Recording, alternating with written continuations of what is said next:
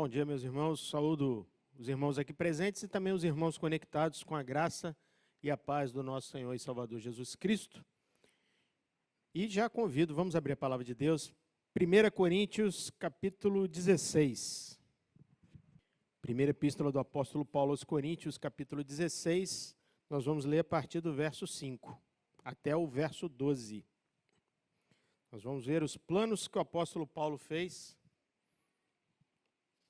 e vamos ver o que a palavra do Senhor tem para as nossas vidas nessa manhã. Então, primeira epístola do apóstolo Paulo aos Coríntios, capítulo 16, verso 5. Os irmãos acompanhem comigo, por gentileza.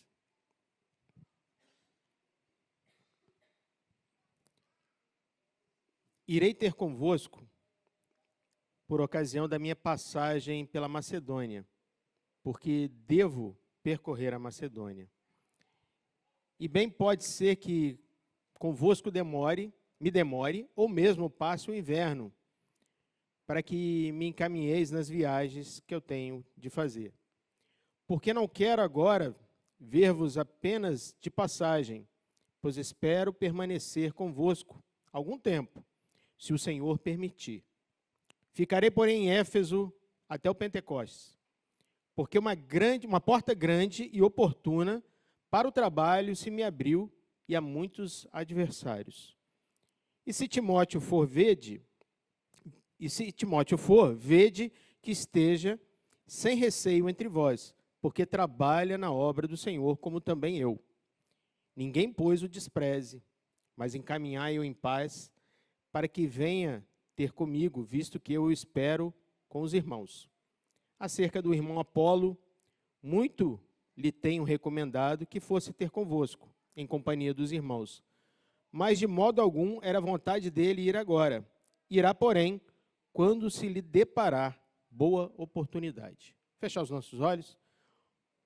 Eterno Deus, nós te louvamos, nós te bendizemos e pedimos, meu Pai, que o Senhor nos capacite, nos abençoe, nos fortaleça através da tua santa palavra, da tua escritura, e que saiamos daqui compreendendo mais os projetos do Senhor, os planos do Senhor para as nossas vidas, e cada dia mais servos valorosos na tua presença, e oramos assim pedindo em nome de Jesus. Amém. Meus irmãos, estamos chegando ao final da epístola do apóstolo Paulo aos Coríntios, estamos no último capítulo já, dessa viagem que nós fizemos, aprendendo sobre os ensinamentos dele para aquela igreja. Paulo está nessa carta respondendo a perguntas, a indagações dos irmãos. Eles mandaram uma carta para Paulo com várias perguntas, e ele está respondendo sobre vários assuntos que nós já vimos ao longo dos nossos cultos matutinos. Foram vários os assuntos, problemas de relacionamento, problemas com relação ao culto, dons. Então, já passamos por tudo isso. Mas entramos, então, na reta final, na parte final da carta, e agora Paulo vai revelar para eles quais são os seus planos pessoais, o que ele pretendia nessa perícope que nós lemos. Paulo vai mostrar o seu carinho que ele tinha pelos irmãos e pela igreja de Corinto, apesar de nós termos visto nos primeiros capítulos que havia uma tensão, havia um problema grave de relacionamento de Paulo com alguns irmãos daquela igreja. E no fim da carta, que nós estamos chegando, Paulo está abrindo o seu coração para esses irmãos. Se os irmãos lembrarem, foi Paulo que plantou essa igreja, ele que evangelizou em Corinto inicialmente, fez essa igreja crescer. E às vezes quando a gente olha assim, a gente lê essa carta, a gente imagina que a igreja era muito grande, né, que devia ter 500 pessoas na igreja. Não, a igreja ela se reunia numa casa, como se fosse um PG, quando a gente se reúne, é aquilo ali. Se tivesse 50 irmãos, era um número grande, até 50, 70 irmãos para uma igreja, naquela época, uma igreja que era perseguida, tinha que se ficar escondida nas casas, mas a gente vê como era uma igreja problemática, né? Mas louvado seja Deus, que Deus operou ali, e a gente vai ver mais para frente as operações que Deus fez naqueles irmãos ali. Paulo havia tratado de muitos assuntos importantes, como eu falei. Ele ficou 2 anos ali em Corinto, preparando aquela liderança, preparando aquela igreja, E aí imaginem a frustração que ele estava, a tristeza que ele tinha no coração quando ele recebe aquela carta e ele vendo os diversos problemas que a igreja estava apresentando. Uma igreja que ele tinha um carinho especial, lidou com aqueles, trabalhou com aqueles líderes, deixou tudo preparado e as respostas que ele teve inicialmente não eram boas do trabalho, de como estava se desenvolvendo. Isso trouxe muita tristeza e frustração para Paulo. Paulo ele escreve, então, uma primeira carta, que, na verdade, até o pastor Gabriel já falou isso, a primeira carta mesmo aos Coríntios se perdeu. Essa que a gente conhece como primeira carta aos Coríntios, que a gente está lendo aqui, na verdade é a segunda. Mas, como não tem a outra, ela é a primeira. Se perdeu, ela só é citada. Então, ele escreve uma primeira carta alertando os crentes que não se envolvessem com pessoas que se diziam cristãos e não eram, e que tinham hábitos estranhos, mas essa carta se perdeu, ele só cita isso nas outras cartas. E aí Paulo recebe uma visita de uma comissão que trouxe perguntas para ele, e ele ajuda avisando que as coisas não estavam melhorando lá na igreja, estavam piorando.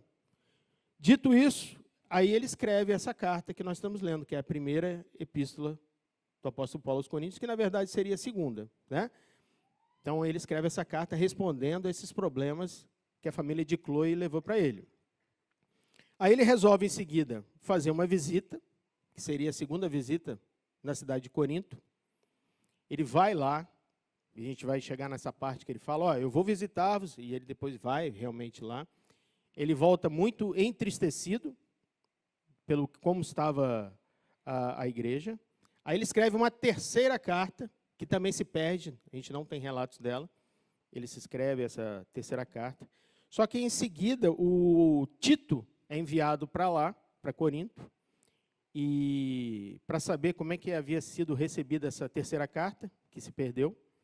E ele volta trazendo boas notícias, feliz, alegre, para Paulo, falando que a igreja havia se aceitado a correção, a igreja havia se quebrantado.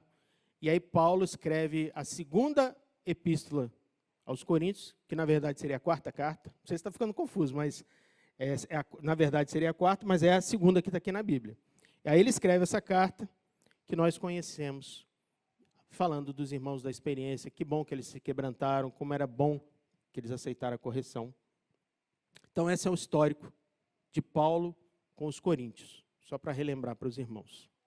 E agora Paulo ele se encontra em Éfeso, ele estava pastor em Éfeso, e ele está escrevendo essa carta aos coríntios, esse capítulo 16 para eles agora. E aí ele fala dos seus planos. Então vamos lá, vamos ver quais são os planos que Paulo tinha para a vida dele e para a igreja. Vamos do verso 5 ao verso 7 agora. Irei ter convosco por ocasião da minha passagem pela Macedônia, porque devo percorrer a Macedônia. E bem pode ser que convosco me demore ou mesmo passe o inverno, para que me encaminheis nas viagens que eu tenha de fazer. Porque não quero agora ver-vos apenas de passagem, pois espero permanecer convosco algum tempo, se o Senhor permitir. Então vamos parar aqui. Então Paulo, no capítulo 4 dessa carta de Coríntios, de 1 Coríntios, no verso 18 e 19, ele já avisa que ele quer fazer uma visita em Corinto. Só que ele fala de uma forma dura. Vocês vão ver que no capítulo 4, ele está falando assim, olha, eu vou visitar, e eu quero visitar vocês, mas o negócio vai ser pesado, vai ser forte.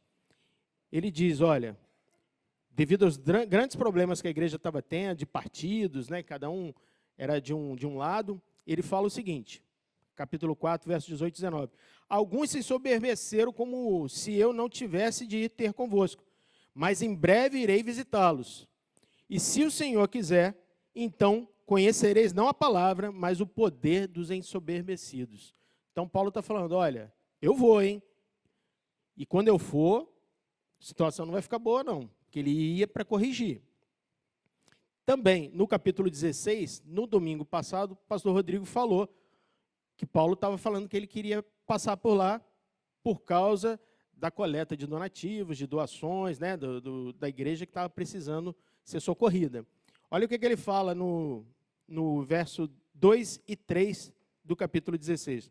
No verso 2, ele fala, olha, no primeiro dia da semana, cada um vos ponha de parte em casa, conforme a sua prosperidade, vá juntando, para que não se façam coletas quando eu for. Então, ele está falando, ó, eu vou, quando eu for, nós vamos fazer as coletas.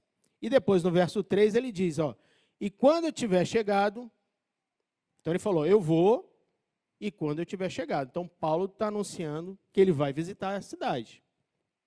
Ele vai chegar lá.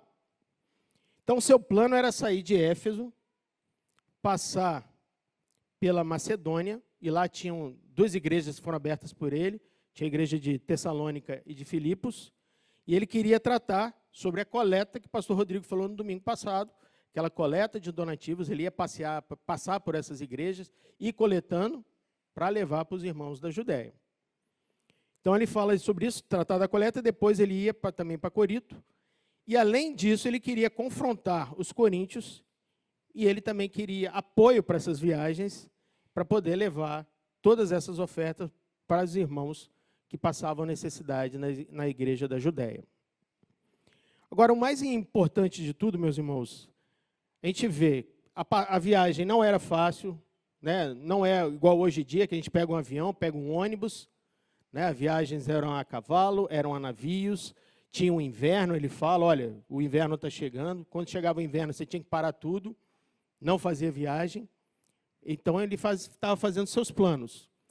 Mas o versículo 7 termina assim, fala, ó, se o Senhor permitir, se Deus permitir. O que eu quero dar ênfase nisso? Nós fazemos os nossos planos, devemos fazer os nossos planos. É correto você planejar a sua vida, direcionar o que você quer fazer, mas sabemos também da soberania de Deus e que tudo está sujeito à mão, ao poder e à direção do nosso Deus. Então, tudo o que acontece conosco é se Deus permitir. Nós vamos ver mais para frente que fazemos os nossos planos, mas o que ocorre, na verdade, são os planos de Deus. Amém? Vamos ver. Deus está sempre no controle. Paulo sabia disso. E ele crê na soberania de Deus. Podemos fazer os nossos planos, mas os planos de Deus podem ser outros. Nós temos que aceitar os planos de Deus.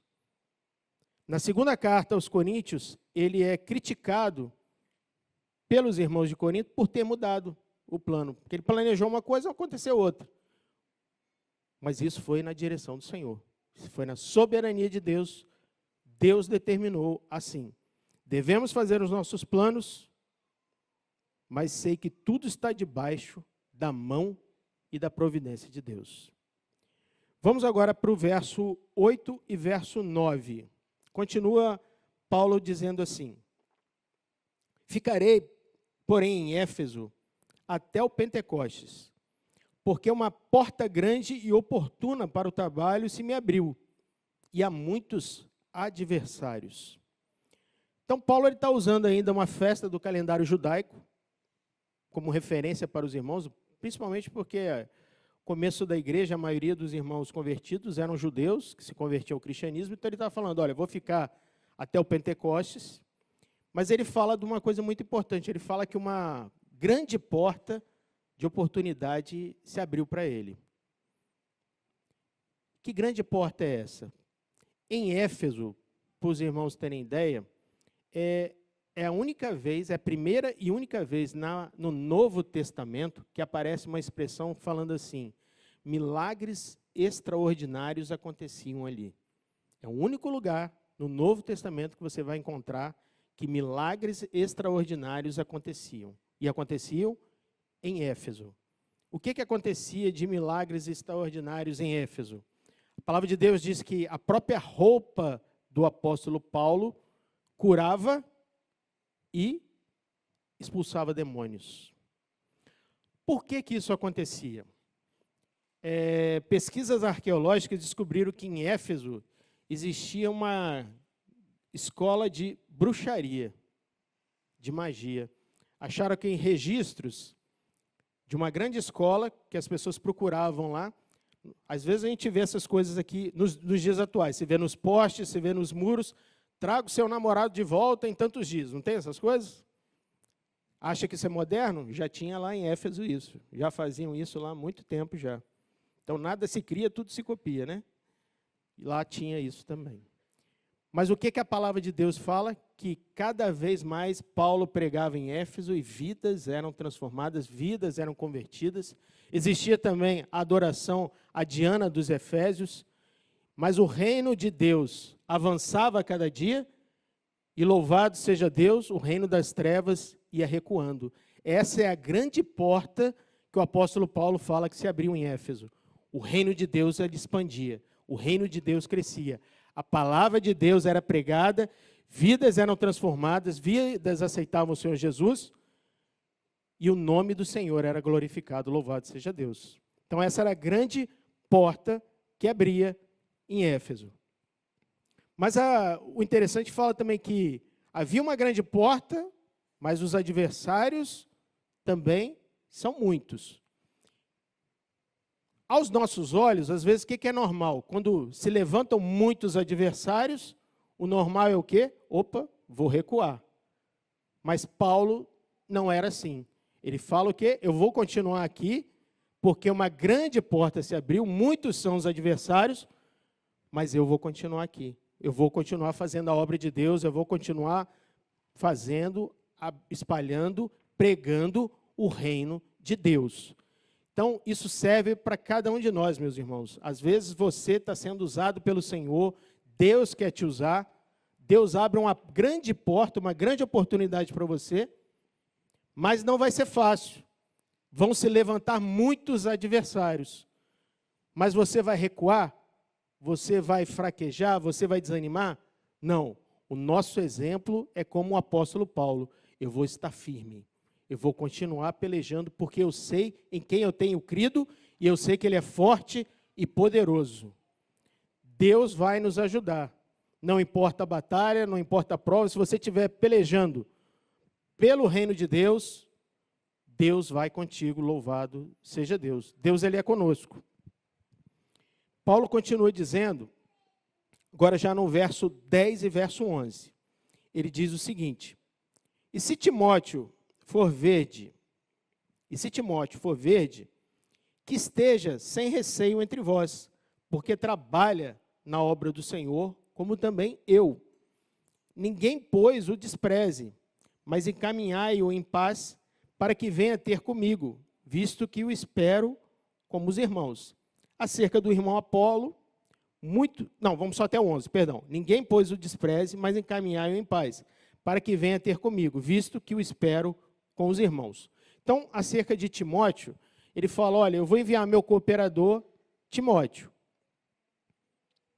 Então, Timóteo ia chegar após a chegada dessa carta. A carta que ele estava escrevendo chegaria antes e Timóteo ia chegar depois.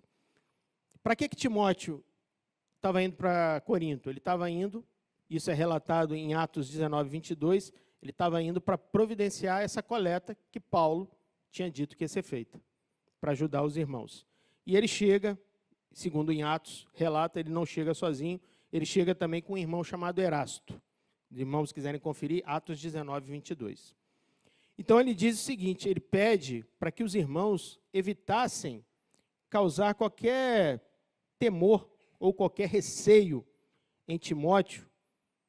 Pode ser por alguns motivos, pode ser pela hostilidade que a igreja estava tendo contra Paulo, e como Timóteo era um enviado de Paulo, ele pede, olha, não recebam mal, ele está sendo um enviado meu, então não tenham hostilidade, não causem temor a ele.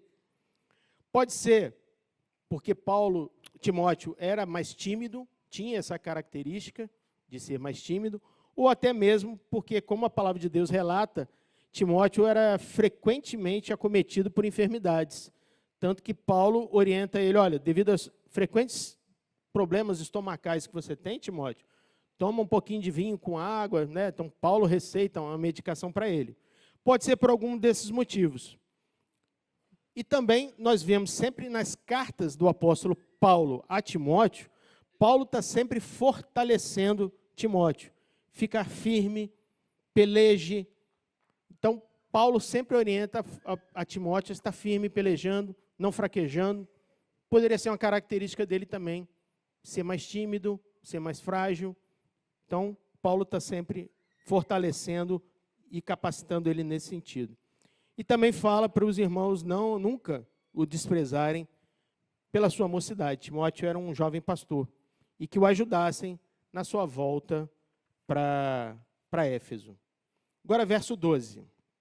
Acerca do irmão Apolo, muito lhe tenho recomendado que fosse ter convosco em companhia dos irmãos, mas de modo algum era vontade dele ir agora.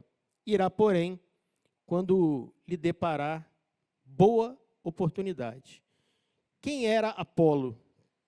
Que Paulo está falando. Apolo era um pastor que já havia sido pastor em Corinto. Se a gente for voltar um pouquinho, ele era natural de Alexandria, ele era um homem estudado, versado, eloquente. É o único que é citado nas Escrituras como poderoso e eloquente na sua fala. Ele é o único que é citado como um excelente pregador. E ele vem da cidade de Alexandria, ele é convertido quando Priscila e Áquila encontram ele numa sinagoga, pregam Jesus para ele, e ele é convencido de que Cristo, das profecias de Cristo, estavam na Escritura.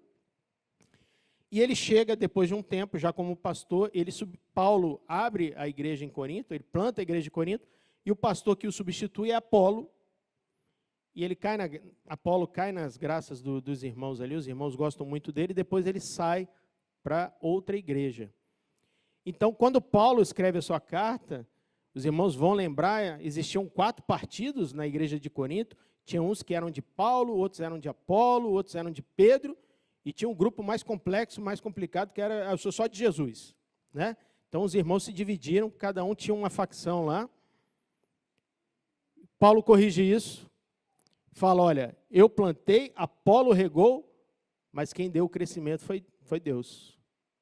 Então, não tem importância, ninguém é mais importante que ninguém, o importante é fazermos a obra do Senhor, pregarmos o reino de Deus, que quem dá o crescimento é o próprio Deus. O reino é dele, a obra é dele, ele cuida.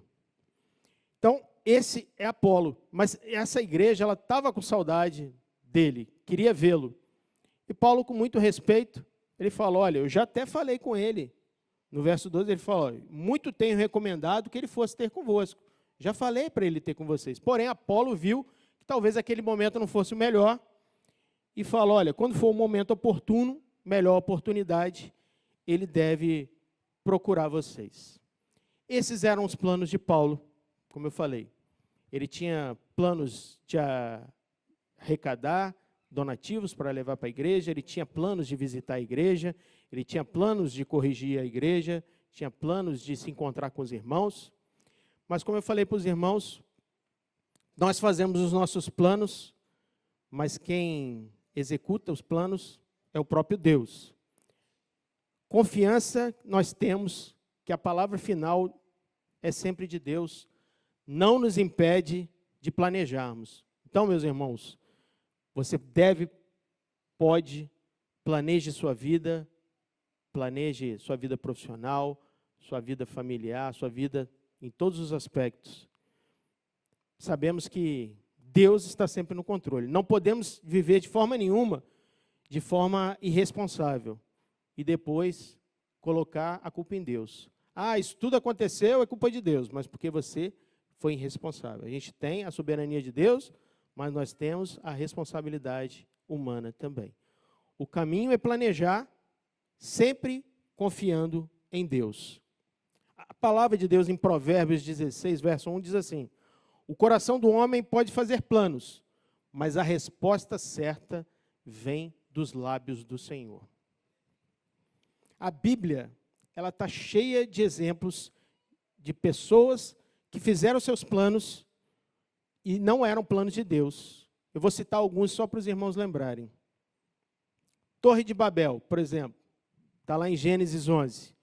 Qual era o plano dos homens ali? Eles queriam construir uma torre que chegasse aos céus, para eles ficarem famosos, o nome deles fosse exaltado e que eles não fossem espalhados pela terra. Esse era o plano deles. Qual era o plano de Deus? E foi o que aconteceu. A torre caiu, eles foram confundidos, as línguas, eles foram espalhados pela terra. Para que se cumprisse a palavra de Deus, de Gênesis 9:1, que o povo se espalhasse e povoasse o restante da terra. Os irmãos de José do Egito, por exemplo, tinham seus planos também. Qual era o plano deles? Vender o irmão, se livrar dele como escravo, movidos pela inveja. Qual era o plano que Deus teve? Deus usou aquela situação para salvar a vida de muitos, inclusive a vida dos irmãos. E tanto que José, em Gênesis 5, 50, 20, ele diz, ele reconhece, vocês planejaram mal contra mim, mas Deus tornou o mal em bem. Esses são os planos de Deus. Moisés, quando ele vê um judeu sendo ferido, um hebreu ferido pelo egípcio, ele pensa na sua cabeça, qual era o seu plano? Eu vou matar aquele egípcio e vou salvar aquele judeu que está sendo agredido. Esse foi o plano dele. Qual era o plano de Deus? O plano de Deus era muito maior. Não era só salvar aquele homem, era salvar a nação toda. E Deus usou ele, tanto que depois ele resgata toda a nação de Israel do Egito. Jonas em Nínive, qual era o seu plano? Fugir. Não queria pregar a palavra de Deus de forma nenhuma. Pregar o arrependimento. Fugiu para um lado, né? Fugiu para o outro lado. Nínive era para cá, ele foi para cá. Deus traz ele dentro de um grande peixe, solta ele lá, e ele pregando com má vontade, só a palavra dizendo arrependei-vos, toda a cidade se converteu ao nome do Senhor. E para finalizar, meus irmãos, plano de Pedro, aos nossos olhos muito bom. Qual era o plano de Pedro? Quando ele vê Jesus sendo preso, ele avança sobre aquele guarda que o prendeu, chamado Malco, com a sua espada, corta a orelha dele ali, com a intenção de livrar Jesus para que Jesus não fosse morto.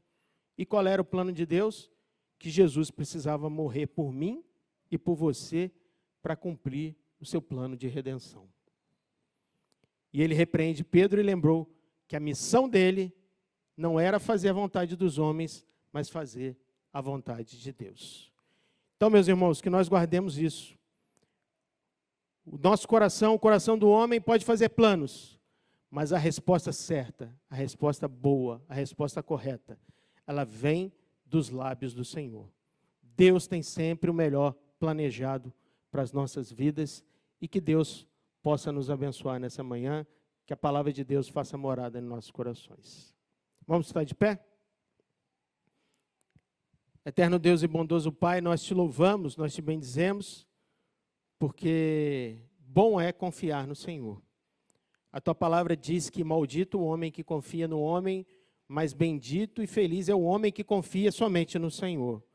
A nossa confiança está em Ti e queremos, meu Pai, sabemos que devemos planejar as nossas vidas, os nossos passos, mas que devemos confiar nos planos do Senhor para cada um de nós, porque sabemos que quando confiamos no Senhor, o nosso caminhar não é vacilante, mas ele é firme e sabemos que um dia estaremos na Jerusalém Celestial com o Senhor, porque o Senhor tem planejado isso para a vida do seu povo, que foi resgatado, que foi salvo ali na cruz do Calvário, meu Pai.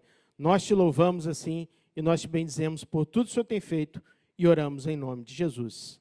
E que a graça do Senhor Jesus e o amor de Deus e a comunhão do Espírito Santo estejam com todos nós até a volta do Senhor. E a igreja diz...